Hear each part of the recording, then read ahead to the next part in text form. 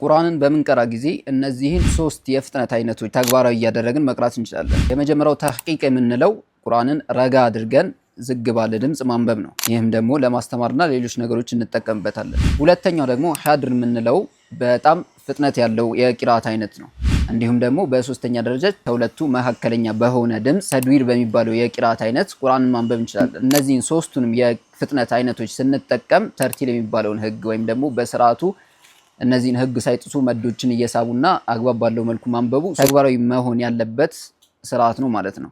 ከዚህ በተጨማሪ ደግሞ የረሱል ሰለላሁ ዐለይሂ ወሰለም የቂራአታቸው ረጋ ያለና ለጆሮ የሚመጥን የሚመች እንደዚሁም ደግሞ በየአያው መቆም ያለበትና ከተቻለ ደግሞ የአያዎቹን ትርጉም እያስተነተንን ደግሞ ቢሆን ይበልጥ የተሻለ ነው። ስለዚህ እነዚህን ሶስቱን የፍጥነት አይነቶች መጠቀም እንችላለን። ነገር ግን ያው ተርቲሉን በጠበቀ መልኩ መዶችን ሳይሰባብሩ ሐረኮችን ሳይጥሱ መሆን አለበት።